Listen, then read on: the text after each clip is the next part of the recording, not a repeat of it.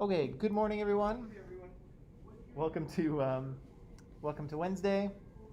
How are we feeling? Nice. Feeling nice. Feeling okay. Dunya, how you doing over there? Okay. You're very bundled up. It was cold. It was cold this morning.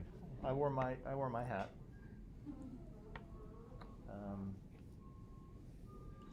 Yeah. Let me see. Don't forget, we'll have a quiz on Friday. So I think everything is posted and ready to go. So again, same kind of drill as last time. Don't forget, Monday is a holiday next week. Yay. I'm sure you don't. Students usually know Of course. all the holidays, right? So I don't think you'd forget, but just in case. Monday's a holiday, and yeah, that's my long list of announcements. We'll say good morning to Jessie. Jessie's here. Good morning, Jessie. And Kayla's here. Good morning, Kayla. Let's jump in here. So we'll finish off ableism here, right? And ableism, we said, is an oppressive relationship with people with disabilities. People can have all kinds of disabilities, and therefore they can have kind of different experiences, different needs, and kind of different barriers, right? People can experience different barriers in society depending on whether you have a visual impairment or whether you're in a wheelchair, whether you have a mental illness, whether you're a little person, right? Like Sinead Burke. And so we were talking yesterday about these external and internal elements of privilege, right? And in the TED Talk yesterday, we said that Sinead Burke had pointed out quite a number of external elements of privilege, right? And I think it's really interesting because, we're kind of putting Sinead Burke in the disabled category, but is she really disabled in any way? No, not really, right? She kind of walks around like we do. Her hands work like ours do. She can see, she can hear, she can speak. She has no mental illnesses or intellectual disabilities that we know about. She's a quote-unquote normal person, right? But again, because the environment is designed for bigger people, she struggles in quite a number of situations, right? And situations that are, can you imagine, right? Like, think about how your day would be if every public bathroom you went to just didn't work for you. Yeah, that going to the bathroom is not a once in a while thing, right? It's a multiple times. You have to go multiple times per day, right? And if you have to deal with that 4 or 5 times a day while you're at school or at work, it gets a little much, right? It gets a little much. And so she pointed out, like, not only the bathroom, but she pointed out coffee shops and coffee shop. What else did she point out? Bathroom, coffee shop, clothing store, right? Nothing fits. Airport, too big, right? Everything's too big.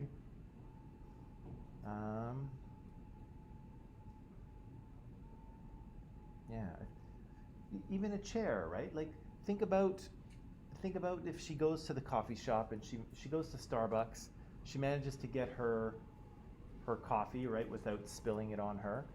She goes to sit down, but often there's like lots of tall stools, right? Can she sit on a stool like that? No, the stool is as tall as she is, right? Imagine trying to climb up on a stool that is as tall as you are. Does that seem safe? Nope. I wouldn't want to climb up on a 6-foot stool. I think it would be pretty dangerous for me, right?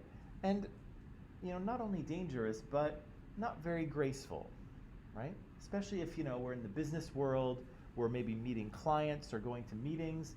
You don't want to have to crawl up on chairs like a kid, right? You know how they kind of climb up on all fours and then they spin around and sit down? You don't want to have to do that, right? That's not very graceful, it's not very professional, right? And so Sinead's going to struggle to do all kinds of things that we just take for granted. And really, there's no disability that's holding her back. It's just that, the world is not created for her, right? And that's a little bit of number one and a little bit of number two, is that the society is kind of constructed for people who are a normal size, quote unquote, and we kind of define what's normal and what's not normal, right? And she falls outside of the range of normal, right? Just like Adam Pearson's face kind of falls outside of what's supposed to be normal for humans.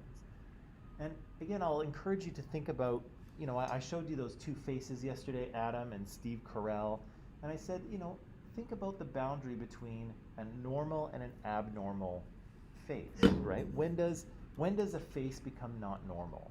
Because again, every face is unique. Everyone is different, right? And the same thing with Sinead, right? Sinead is kind of disadvantaged in society simply because of how tall she is.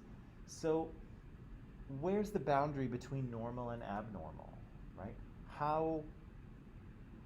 When do you sort of, there's short people around, but when do you kind of go below the point where it's normal and, regular things in life become difficult?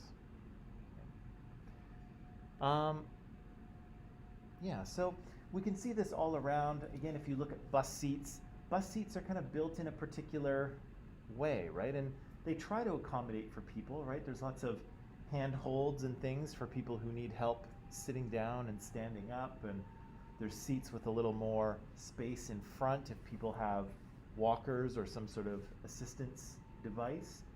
But they certainly don't work for everyone, right? If you're a really, really big person, if you're 400 pounds, you're not really going to fit very well in those seats, right?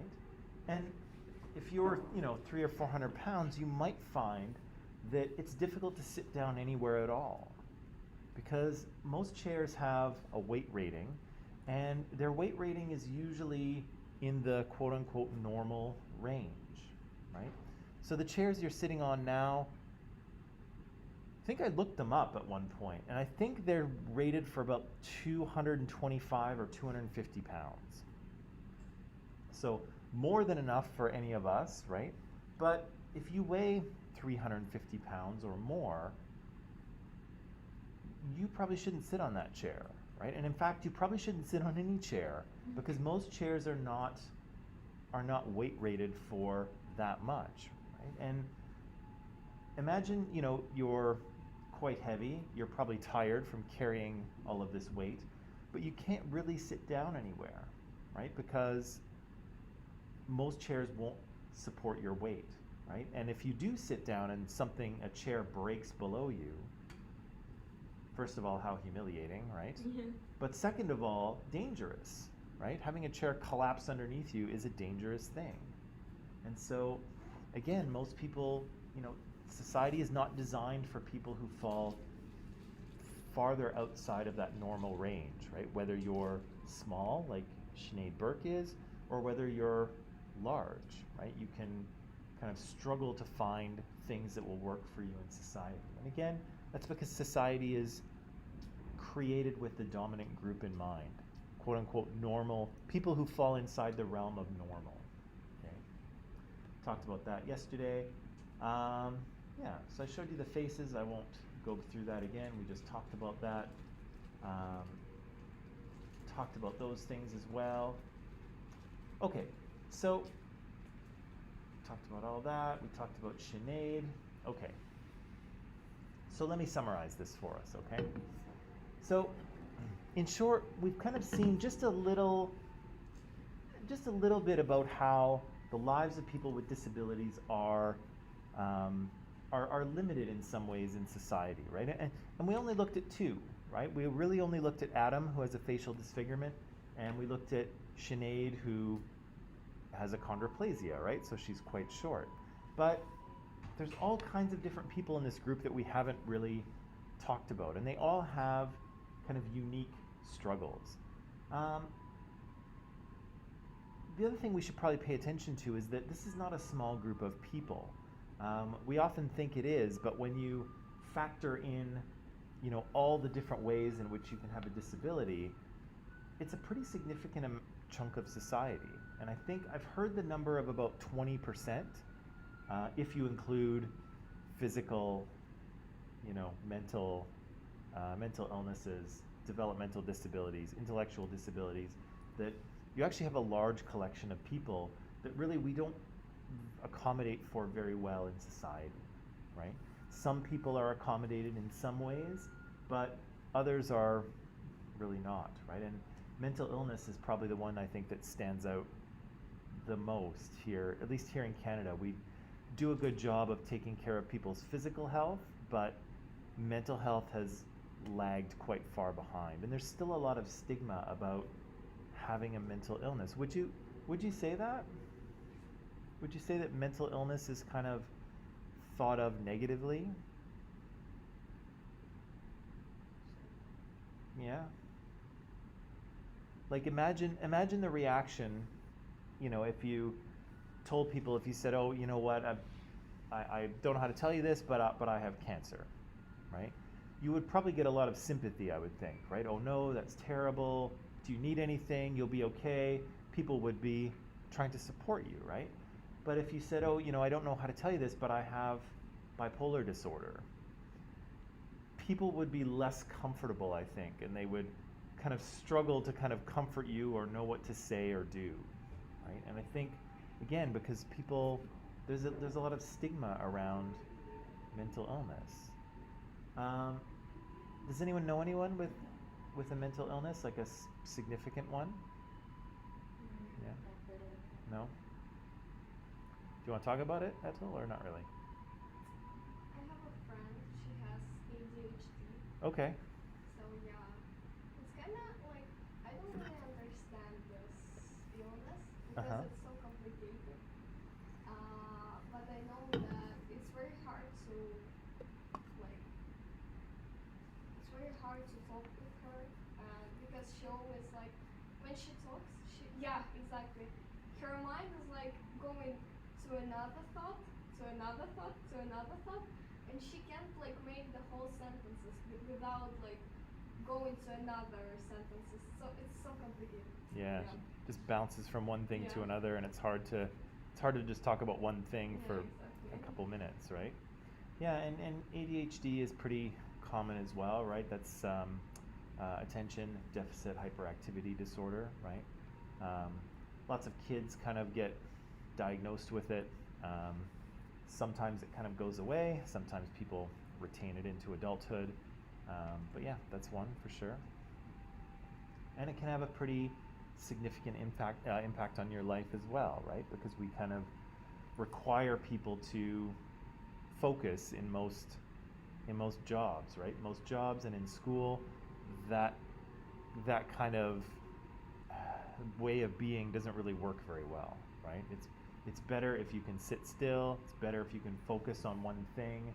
It's better if you can, move from one thing to a next. Jumping around all over the place is not useful, right? It's difficult to deal with, right? Even in conversation, but never mind in school or in work or whatever, right? So, yeah, that might be a bit of a challenge for her, right? It is. Yeah.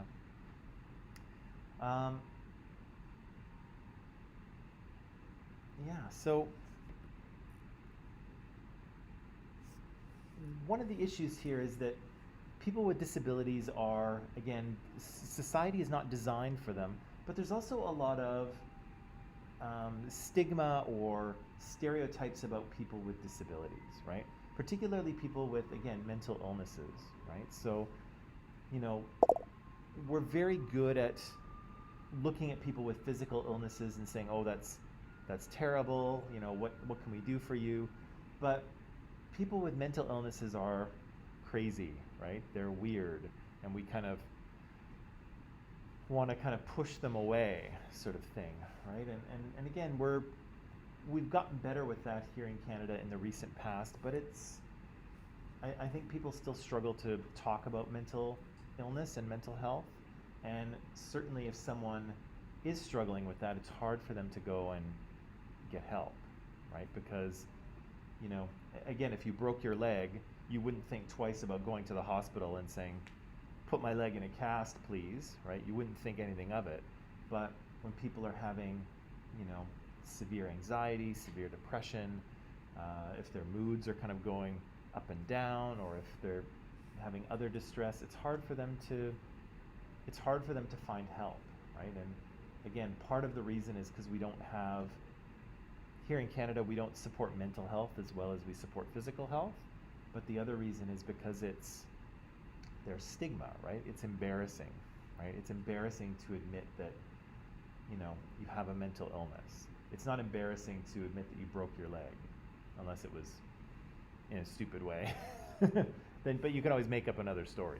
But yeah, having a mental illness is, people feel that there's something like a shortcoming, right? Like they're not strong enough not to have it. It's just not the way it works. Yeah, so we kind of, there's a negative stigma around people with disabilities. Often we kind of look at them as less than, right? Because they fall outside the boundaries of normal, or because their lives are sometimes limited in some ways. And again, we often want to, fix people, right? We often, feel that it's just like with the two-eyed and the three-eyed people. We feel that, our life is, the one that's worth living, and, to live without being able to walk, or without being able to see, or with a mental illness, that's just, horrible, right? And again, it's not true. I think if you talk to most people with disabilities, they like themselves and they like their lives, right? But it doesn't mean that they don't struggle with things that we could fix, right? We could fix things. Not them, but society as a whole, right? So one of the things that we often don't do, and this is the case for all oppressions, okay, is that when we're talking about how to make society more equal, we often don't talk to the people in the minoritized group, right? And so when we're talking about people with disabilities, and we're talking about how to make society more equitable, we need to actually listen to people with disabilities, right? We actually need to talk to the people affected. And often we don't do a very good job of doing that, right? We often focus more on the dominant group, right? And what the dominant group is doing, rather than what the minoritized group needs. Okay? And so again, we need to make sure that we hear those voices, right? We need to make sure that people with disabilities have a seat at the table, so that we know what they need, right? And Sinead Burke is a perfect example where, had you ever thought of any of the things that she said? Had you ever gone to the bathroom or to Starbucks and thought to yourself, wow, a little person would really struggle in this environment? Probably not, right? You probably never thought that. But Sinead has a unique experience, right? And she can share that with us. And again, some of these fixes are not that hard, right? Lower sinks, tilting a mirror, moving the lock further down the door of the bathroom stall. These things they're not rocket science, right? They're not complicated. But we just need to actually hear from people in order to know what we can do, right? We just have to listen a little bit.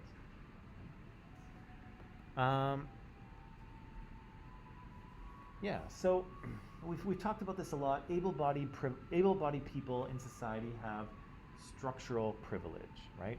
Society is designed for us. We don't really experience any physical barriers, right? When we move around, or when we sit down, or when we have to see things or hear things, we don't really experience any barriers in that way. And again, all of that privilege is usually invisible to us, right? I'm kind of pointing it out to you now, but again, you all came here this morning, right? And you took buses, you walked, you took trains, you came upstairs and thought nothing of it, right?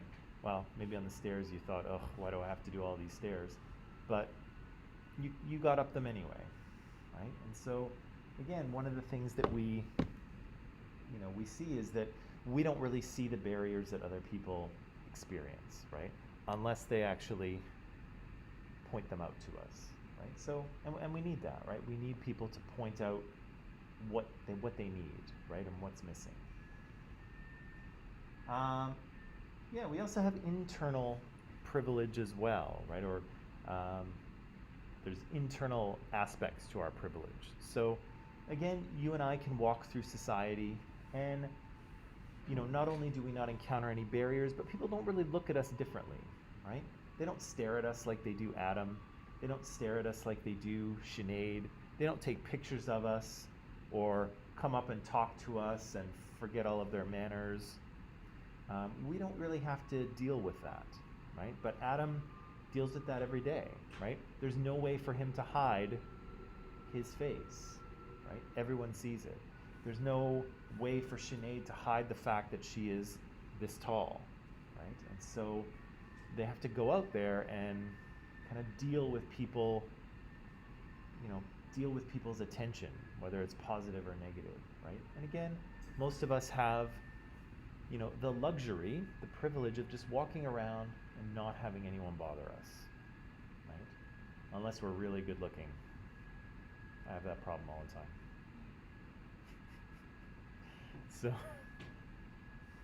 So that's a joke, by the way. You can laugh at that. Yeah, so again, ableism persists when we don't listen to the voices of disabled people. And so we need to do that, right? We need to design society in a way that is beneficial to them, and we need to listen, right? We need to listen to what people need. Okay, so that is it for ableism. Is there anything else you would like to say about ableism or people with disabilities? Questions you would like to ask? Statements you would like to make?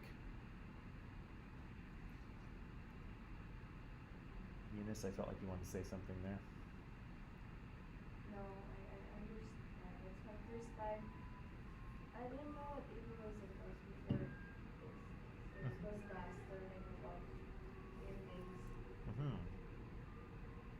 Yeah, again, it's something that, is not really on society's radar, right? We know all about sexism and racism, but nobody's really talking about disableism, right? And there's, again, lots of people whose lives are limited by their disability. And they don't necessarily need to be, right? Sinead's life does not need to be limited by her height, right? Adam's life doesn't need to be limited by his face, right? But again, we've got some work to do in terms of how we design society and how we think about and interact with people with disabilities, right? Anything else you'd like to say? Dunya, you okay over there? Yeah. Yeah. Okay. Good? Everybody good? Okay. So, as you may have guessed, our next unit is sexism. So this is a bigger unit. There's kind of a little more to talk about, I think, in this one. Ableism is tough because, again, most of us fall into that able group, right? And so, like Eunice said, we haven't really thought about it too much. We didn't really know very much. And so, to some degree, it's hard to talk about. But sexism is a little easier because we're all,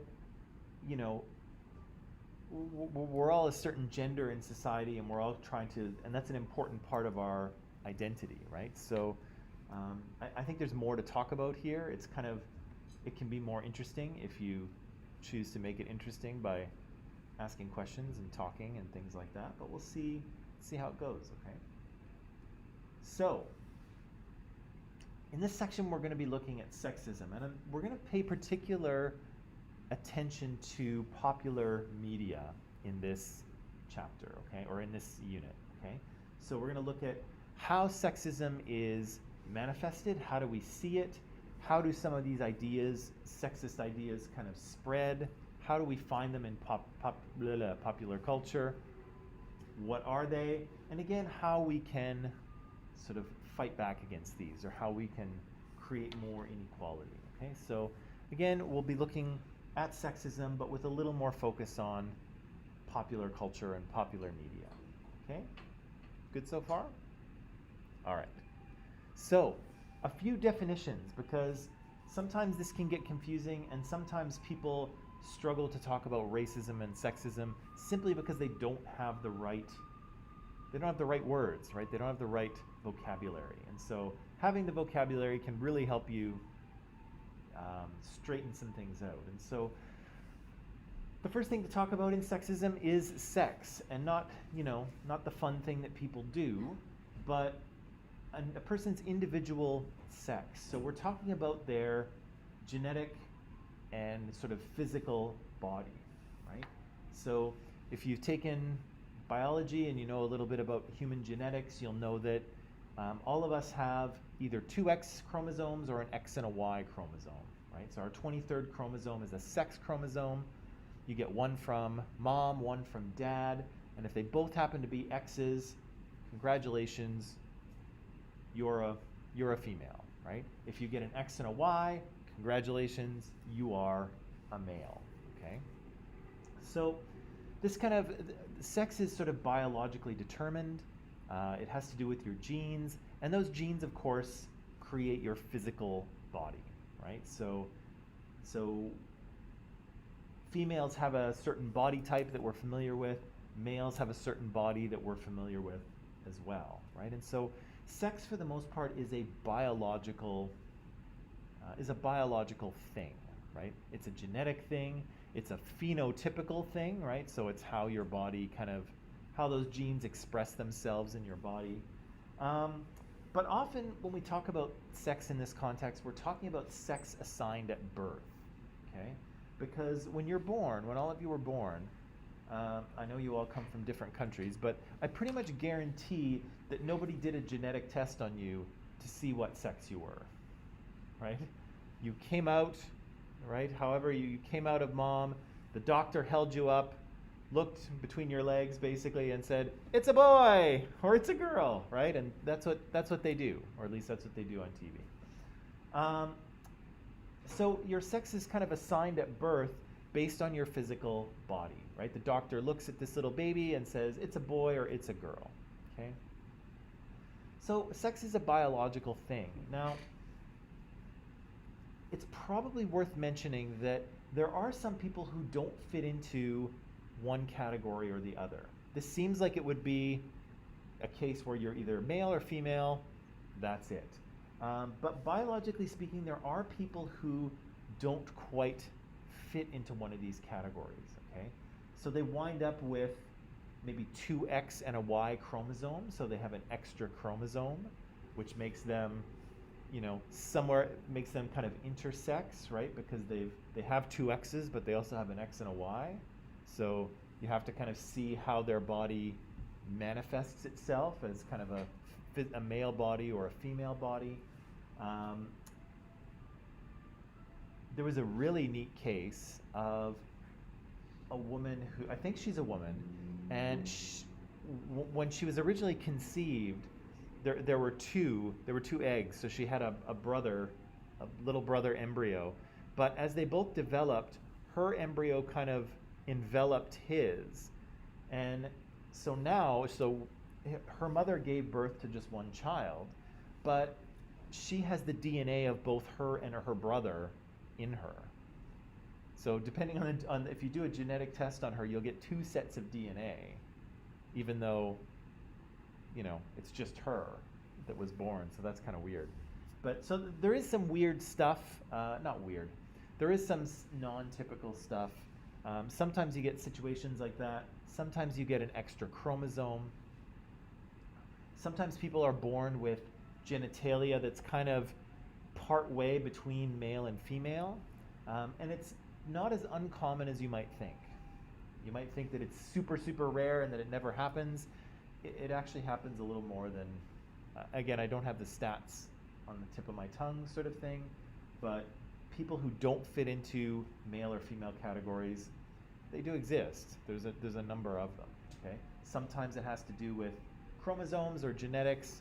Sometimes it has to do with how their body kind of grows and expresses themselves. But for the most part, sex is a male or female thing, mostly. And again, it usually has to do with your sex assigned at birth, because again, they don't do a genetic test when you're born. They just look at you and say what you are. Right? Now, that's sex. Now, gender is another word that's kind of often used interchangeably, right? Sex and gender, we kind of use whichever one we feel like, but they're not the same, okay? And it'll be important to remember for this section that they are not the same. So gender has to do with kind of two things. First of all, it's your kind of internal identity, so how you feel. And so for me, for instance, I'm a biological male, right? I think I've had my, yeah, I did do my genetic testing, and so I am biologically a male. And my gender identity is that of a man. So inside, I actually feel like I'm a guy, right? I feel like that's who I am, okay? The other part of gender is the role that you perform in society, right? So here in Canadian society, we have kind of norms about what a man is, right? What a man should do and be and act like and sound like. And I kind of perform that role in society, okay? This is another sociological thing. Sometimes sociologists talk about people performing a role in society, right? So here I am this morning, for instance, performing the role of teacher. Thank you, right? And you all are performing the role of student, right? But I'm also performing the role of man in society, right? So my gender has to do with two things. It's my identity inside, but also the role I play, right? So in my case, well, we'll talk about that in a second.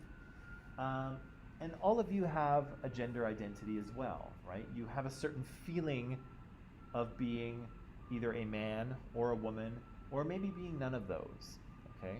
Maybe being some kind of mix of the two, or maybe you feel that, you know, the idea of gender doesn't really make any sense to you, and there's people like that. But again, gender is a different thing, okay? It's something that in the past, we assumed to be the same thing, but again, we're kind of finding out now that it is not, right? That these things are kind of a little bit independent. So what I was about to say is that this is where we get into the term cis and transgender, okay? So cis, do I have it on there? Yeah. So cis is a Latin prefix for same. Trans is a Latin prefix for different or for other, okay? So I, for instance, am a cis man, right? My biological sex is male, but also my gender identity is that of a man as well. So those things are in alignment, right? So I am a cis man, I am a cisgender person, okay?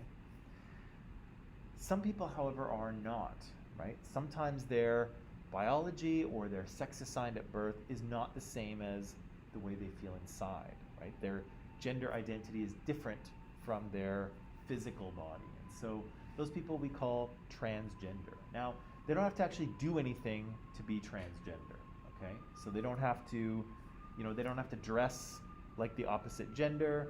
They don't have to have any surgery or take any hormones or really do anything, right? You kind of it's just who you are, okay? And again, some people don't feel that they fit into either the man or woman category, and so they may classify themselves as gender queer, gender fluid, gender non-binary. There's a few other terms as well. We're still working out the terminology here.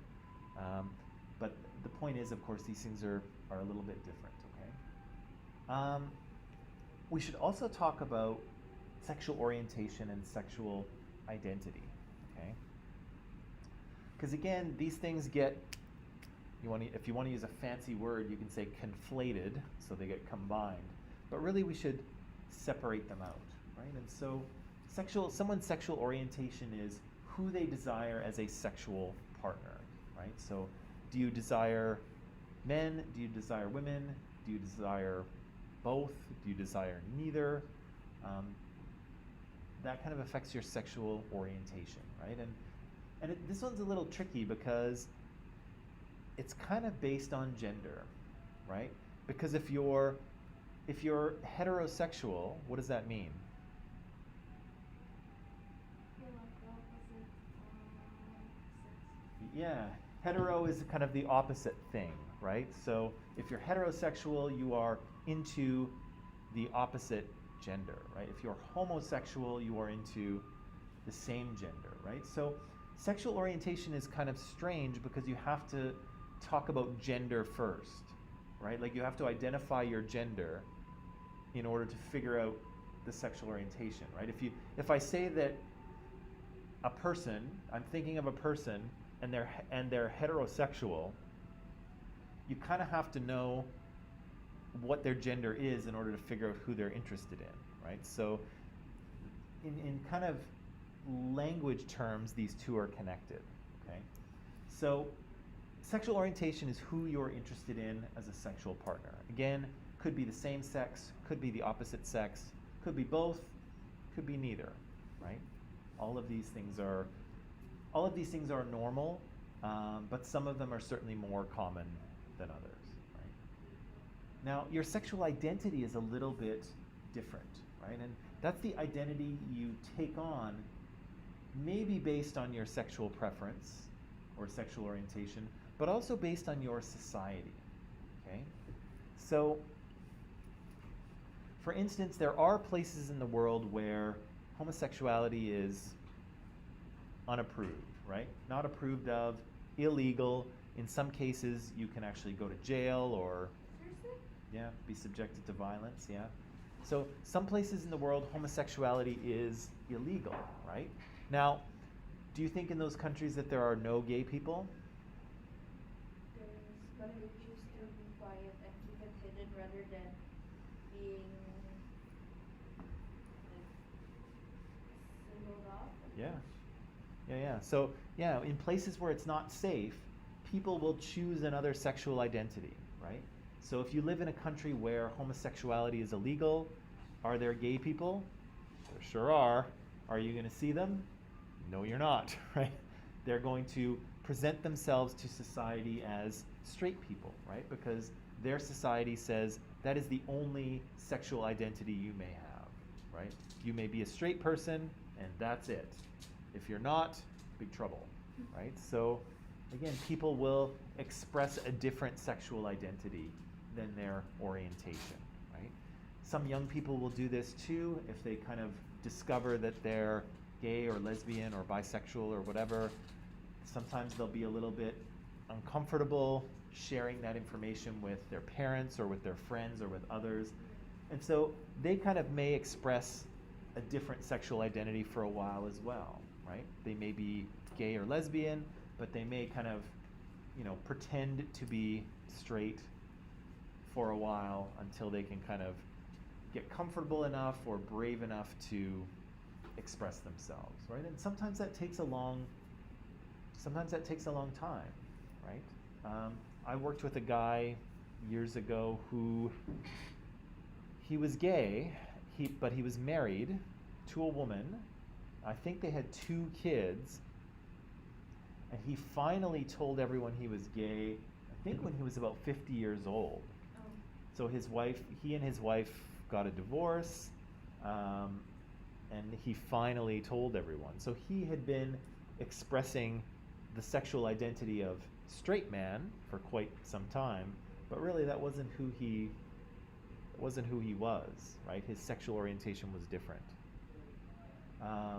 So again, these things are not entirely the same thing, right? Your sexual orientation is a feeling, right? It's who you're attracted to, which I don't think you can really, I don't think you have that much control over who you're attracted to. But sexual identity you do. And so in a very kind of welcoming, safe environment, people will express the sexual identity that, is in alignment with their orientation. In an unsafe environment, they'll kind of do what everyone else does, often. Right? Not always, but often. Does that make sense? Is that okay? Is what I'm saying here, is this like, are you rolling your eyes and are you saying, yes, Mike, we know this already? Or is this actually like useful? I just knew there's more like types. I thought Well, and some people very strongly believe that it is. Okay, so what I'm telling you here is a little more. It's not a conservative position, right? It's a more kind of liberal one. The idea that these things are separate, and so, yeah, so Oh. yeah, so this is kind of a helpful little cartoon, which is cute, um, but kind of way of thinking about this because, again, these things are not necessarily connected in the way that we think they are, right? So if you look at biological sex, yes, there are males. I'm one of them. Yes, there are females. I assume most of you are female, but again, you can be somewhere in between, right? And just because you are a male or a female, biologically speaking, doesn't necessarily mean that your gender identity will be in alignment, right? It probably will be, right? Most people are. It's much more common to be a cisgender person than a transgender person. But some people, again, don't have a gender identity that is in alignment with their biological sex, right? Why? I don't think we don't quite know yet, right? This is something that we've only just started talking about in Western society. Before, years before, it was not talked about. It was weird or bizarre, or people made fun of it or got uncomfortable about it, so nobody really talked about it. Now we're kind of able to talk about it, and so yeah, people are studying it and asking the question, why is that? Right? Why do people have one particular gender identity rather than another, right? And I think they'll probably find that it happens, when the baby's still in utero, in their mother, probably has to do with hormone timing and development and all that kind of stuff as the brain is kind of growing and wiring in this little embryo. I'm sure they'll find out that it's something to do with that, but they're working on it. So yeah, you can have a certain biological sex, you can have a certain gender identity, but also you can express yourself to the world, in a more manly way or a more womanly way, right? There are some super manly men, right? Super manly men out there. There are some super feminine women out there. And then there are some very masculine women. And then there are some very feminine men, right? So again, separate from gender identity and biological sex, people kind of express themselves in society a little bit differently, right? And again, that's okay too. Gingerbread. What's that? Gingerbread, I just realized. You realize what it was going for? Okay. Similarly, who you're sexually attracted to, right? So you can be attracted to women or, femininity or females or men or males or masculinity. And again, you can't really make any assumptions about that based on people's biological sex or based on their gender identity or gender expression, right? If you had to bet money, cisgender heterosexual people are certainly more common, right? But these other kind of arrangements are certainly possible and normal and not as uncommon as you might think, right? And again, as it's becoming more safe to talk about these things, people are starting to talk about it, and people are starting to think about their gender identity more than they used to, right? And between my partner and we're both teachers, and I'm sure that I know I've had a few transgender or gender non-binary students in my class. She also has had a few gender non-binary students in her class as well. So again, as people are becoming more comfortable talking about it, look at all the geese. Look at them. Look at all those birds. Oh, flock. Yeah.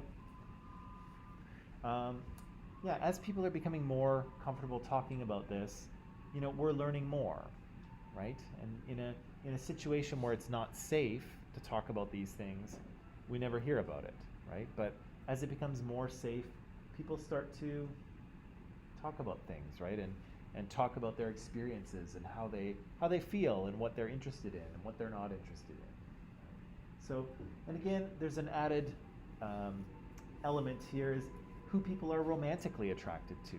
So, for instance, some people are sexually attracted to both genders, but in terms of romance and relationships, they're really only interested in one gender.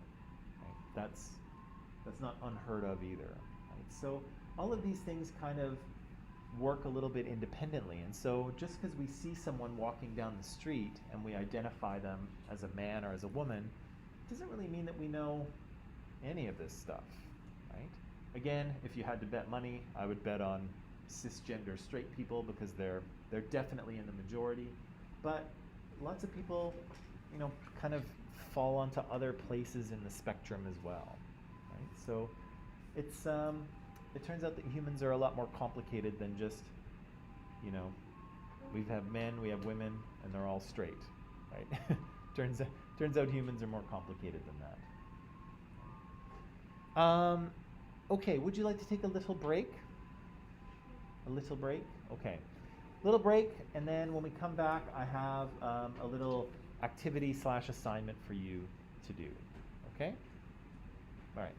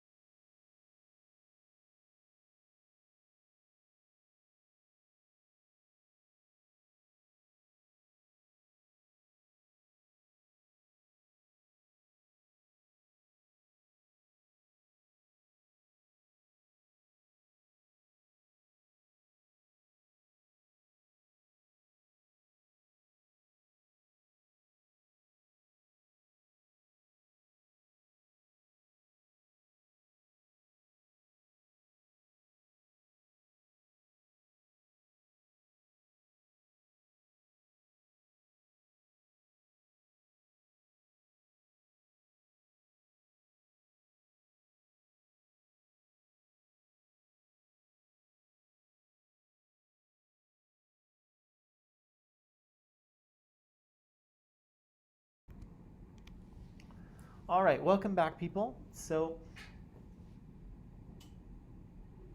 we've got, so just to review here quickly, just some terminology that helps us talk about and understand how sexism works, because these things are kind of confusing, right? And we often assume that things are going to be a particular way, but they're not, right? People's sex assigned at birth is not necessarily male or female, although mostly it is.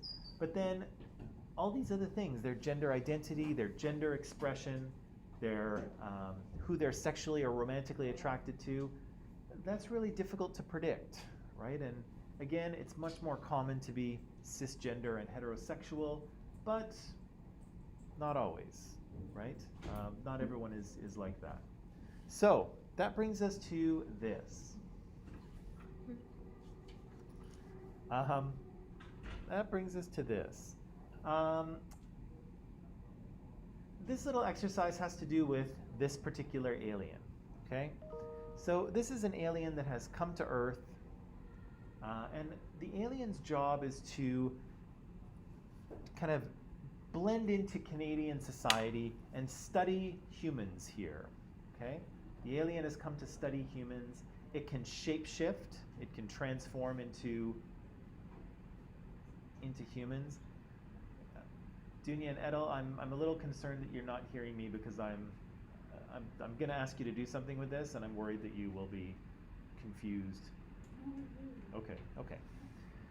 So the alien can shapeshift and transform and blend into society, but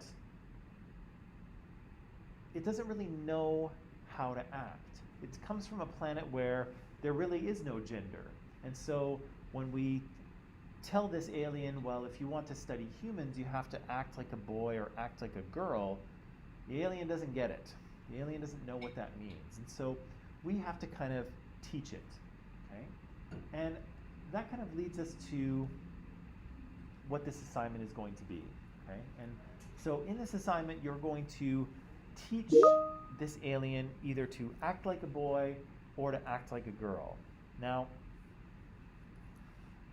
you can work in pairs on this if you want, or you can work by yourself.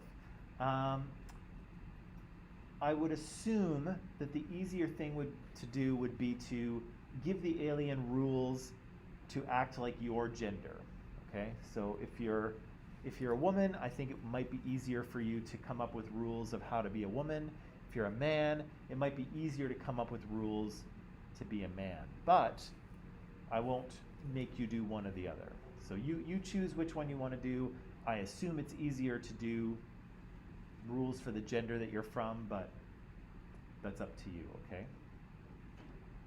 Now, that's kind of the first step.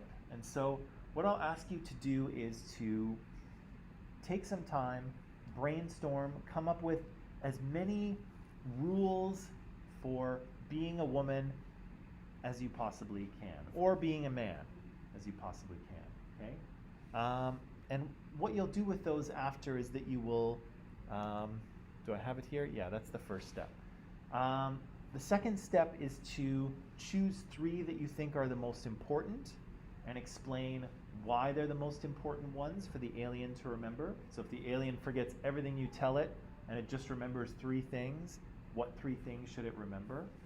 And I think I have one more question too, and I've created an assignment out of it, and I've put it into Microsoft Teams. So I've just assigned it right now, so it'll pop up in just a second.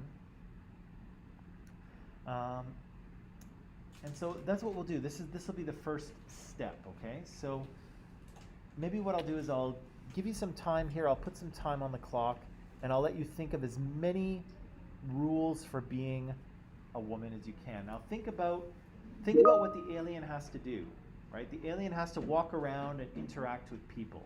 So think about how you move, how you speak, how you dress, the things that you talk about, the things that you don't talk about, maybe things that you shouldn't do, right? As a woman, under no circumstances should you do this. Or as a man, under no circumstances should you do this, okay? As many as you can come up with. There are probably thousands, but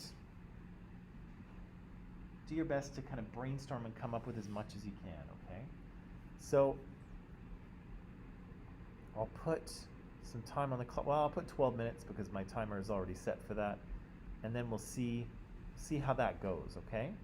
We can write it there and put it in Yeah, the best thing to do would be to put it into the assignment in Teams, okay? So if you go into Teams, you'll see it there, and that's probably the best place to type it because it'll be easier. It'll be easier to mark it, okay? For me to mark it. So go for it. I will float around and help you out as best I can, okay?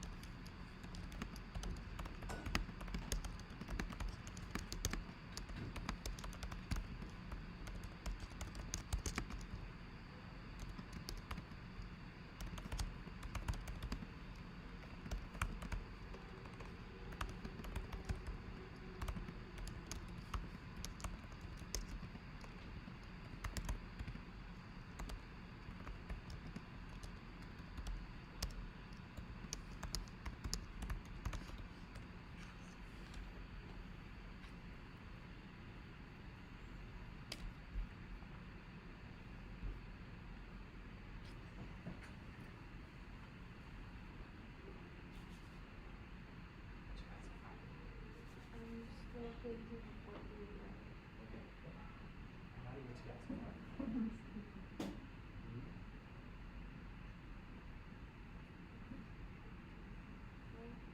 say, it can be things to do or things to not do, or not wear, or not say.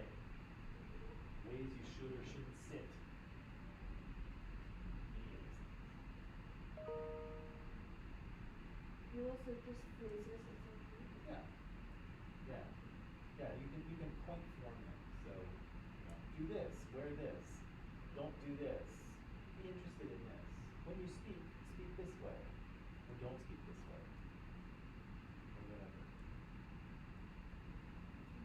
Wear your hair a certain way. Be interested in these activities, or don't be interested in these activities.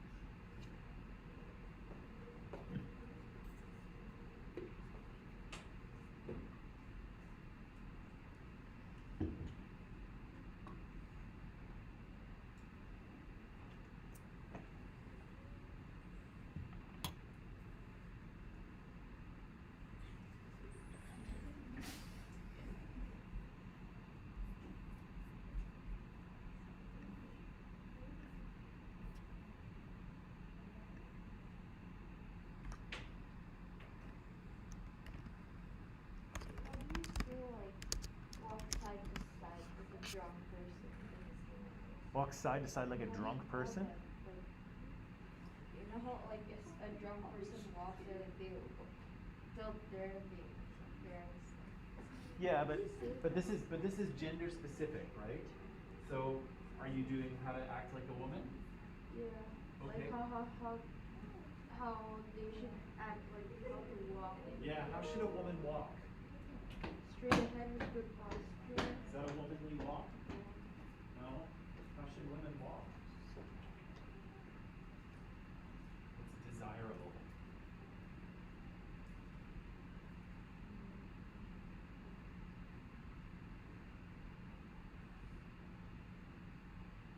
Remember that show that we saw those clips from that Seinfeld show? There's one episode where they're making fun of a woman because she walks and she doesn't move her arms. So she just walks around like this. Like her arms never move, as if she's like carrying invisible suitcases. And so they make fun of her. But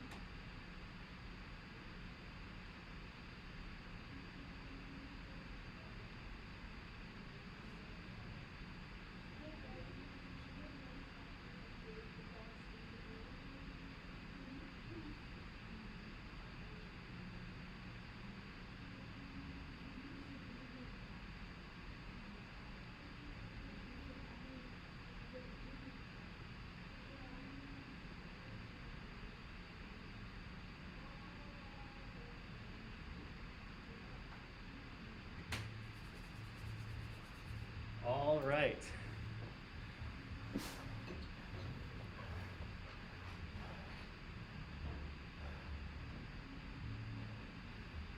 So I would love to hear some of the things you have. Online people too. I'd like to see them in the live chat. So look at that sun. Beautiful. Okay, so sorry, I just did the 4 flights of stairs. Okay. Is everyone working on? Do you want me to pull it down a little bit? Sure, thank Is you. it blinding you? If I look at the sunlight, my eyes get really. Well, yeah. I have no idea why. Is that a little better? Renata, you probably need a little shade too, hey? You okay? All right. So, I assume everyone, or is everyone working on how to be a woman or a girl? Yeah? Okay. Give me some rules. I'm the alien. I have no idea. What should I do?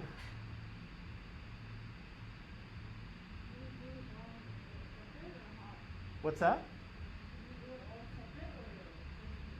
Just give me what you got. Well, I have a name? Yeah. Okay. And we have curfews. There's a- Be home at 7 p.m. Okay, so there's a curfew for me, okay? Yeah. Does everyone do that? No. Or just women? No, you're a guy. Oh, I'm a guy.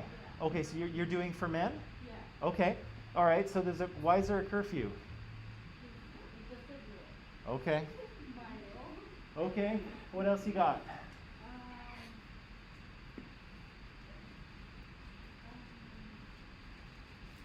You should wear modest all the time, especially in front of girls. What should I wear? Like wear modest. Modest. Like be modest. I don't know how to do that. Like How do I be modest? you can't wear shorts. No shorts? Big no shorts. But it's hot. Huh? But it's hot. It's just a rule. Okay. If you wear that, the society will talk about you. Okay. So no shorts. Okay. Yeah. How else do I dress and how do I be You modest? have to wear pants. I gotta wear pants, Okay? Pants are not the skinny ones. not the skinny ones. Okay. So pants, not too skinny, no shorts, skirts. No. No. Can't wear those. Okay. What else? So far, I'm home by 7 o'clock wearing my pants. If anyone's scared of you, you can just call 911. Okay. If I'm scared of anyone, I just call 911. I'm scared of Sarah sometimes. Maybe should I call 911 on Sarah? What else? After you, especially with your sister. Okay. Yeah. Okay. How do I? Do I treat men and women the same in society? Oh, yeah. Really? Yeah. Okay. Men and women, I don't do anything different. Nothing at all. But they're all the same. Like in that world, the women are all the same. In what world? Like his world. But we're not in his world, right? We're in our world. Yeah, but you think you can make your own rules, you know? Well, what I want are society's rules, right? How does the alien blend into our society? It has to know our rules. Yeah. Can I reply? Sure. You will love it. I'll love it. Okay. It's a guy too. Okay. First of all, you have to speak seriously and without emotions. Seriously and without emotion. Yeah, like Okay. every guy do. Oh, okay. Seriously. Okay. So seriously and without emotion. Okay. Have I been doing that or not so much? You? Yeah. Nah, not really. Not really. I'm just talking about teenage guys, you know. Okay. That's So not- like kind of like deadpan, not a lot of emotion, Yeah. Be cool, Yeah, right? yeah, exactly. Okay, good. Okay, what else do I have to do? You have to dress in dark colors. Dark colors. Yeah. Okay, good. You can wear Anything I want, but no bright colors, No. no pastels. No. Okay. Pass. Okay, this is good to know, right? I'm an alien. I don't know this stuff. Also act serious and like you don't care about your life. Oh, okay. So I've gotta act serious, like I don't care. Yeah. Okay, so maybe it's like put my feet up, I know. Yeah, right? exactly. I don't care, That caught me off guard. right? Also act narcissistic and selfish. Oh, I've got to be, really? Okay, I've got to be, okay, selfish I get. What do you mean by narcissistic? Like you love yourself only. Oh. Like you're the best in this world. I'm the best in this world. Okay. So I got to act like I'm all that. Yeah. Okay. Good. What else? Then you have to look more relaxed, but pushing your chest forward a little. Oh, Like that. Oh, okay. So like some sort of chest forward strut Yeah. is how I'm supposed to. Okay. If you wanna interact with your gender, like male, Yep. you have to act funny, but kind of rude, to make rude jokes. Okay. So rude stuff is funny. Yeah. Okay. So I got to be funny, but it's a rude funny. Yeah, exactly. Gotcha. And if you wanna interact with like the female gender, Uh-huh. act like you're not interested at all, and try to act funny. Try to Make act. jokes and all this stuff. So jokey, funny, but Not don't, interested in the view. but not interested. Yeah. Okay. And All these rules, man. Being a man is complicated. What else you got? you should like driving a car, 'Kay. making money, working Yeah. out. Okay, so I should be interested in driving a car and making money, and what else? Working out. Working out. Okay. Going out with your friends. Okay. What do we do when we go out? I don't know, just drink something. Drink something and Yeah. just make rude jokes. Yeah. Okay. Exactly. Okay. Dirty jokes. Yeah. Right. Dirty jokes. Okay. And also playing video games like Xbox, PS. Video games. Yeah. Okay. Gaming. What you shouldn't do is Ah. doing your makeup because you're too cool for this. No makeup. No makeup. Okay. Good. No Whew. painting nails. No Okay. No painted nails. No taking pictures in your Instagram. And no stories. No selfies. No more selfies, selfies? No. What if I look really cute? No one cares. You have to love yourself. No one cares. Okay, no one cares. All right. It's what do I have to do? That's it. That's it. Okay, that's a good list. So very interesting. Okay, so as a guy, I have to wear dark colors. Yeah. I can kind of wear anything I want, but not like women's clothes, right? No. Dark colors. I've got to act selfish and narcissistic. Don't show my interest in women. No. Rude, Yeah. kind of dirty jokes. Yeah. Hang out with my friends, with my bros. Yeah. Be interested in cars and money, Yeah. and working out. Okay, I think I can do that. I think I can do that as a man. Okay. I didn't complete mine. What's that? I didn't complete mine. I just did like 3 or 4. I have one more. One more. Okay, what do you got? Do not say I'm a man and I can do whatever I want. It's only to yell right away. Okay, so as a man, you can just do whatever you want. No, you can't. I You can't? say like, oh, I can do whatever I want. Nobody can really, like, don't say anything. But that's part of like my narcissism that Edel told me I had to be. I was like, I can do whatever I want. I'm gonna put my feet up on the desk, whatever. What's that? That's not allowed for this generation. For that generation, like for your generation? I mean, yeah, for me and then like. Okay. Yeah. Interesting. Oh shoot! Now we're right out of time here, unfortunately, which is too bad because I want to hear more, and I do want to hear more tomorrow because that was fun. Kayla's Kayla's got a few things. Yeah, improve them if you want.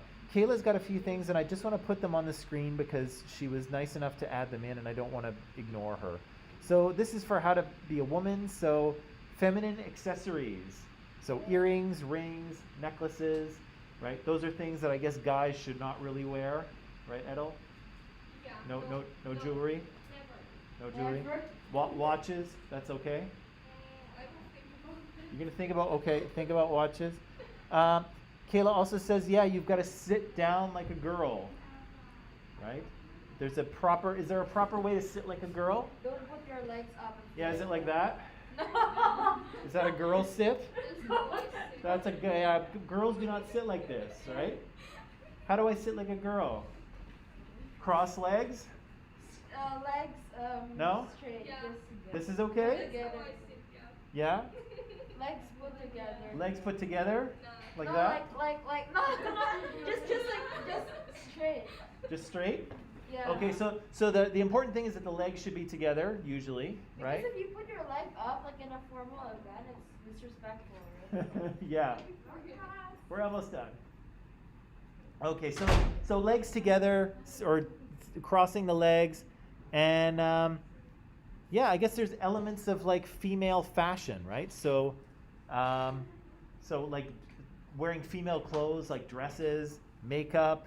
Oh, long hair. Should I, Edel, as a guy, should I have long hair? No. I should not. No. Bald? Not masculine. No masculine. I don't have much choice in this, so it just is what it can is. be But bald or with the kind of long hair, but not that long, like that, you know. oh, okay. Like skater boys. Like skater boy look, Yeah. but not longer than that. Yeah. Not like Chris That's the Hemsworth limit. as Thor. Oh yeah, No. No? Like short-haired Thor from Ragnarok, but not long-haired Yeah, Thor. exactly. Okay, gotcha. Okay, so sorry about that. We're out of time, but we'll come back tomorrow. We'll talk about this a little bit more. I'll give you some time to finish the assignment, and then we'll carry on. Okay?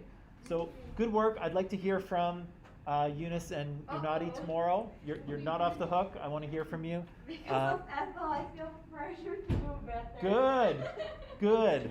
That's what I want to hear. Okay, we'll see you all tomorrow. Have a nice afternoon. I'm gonna make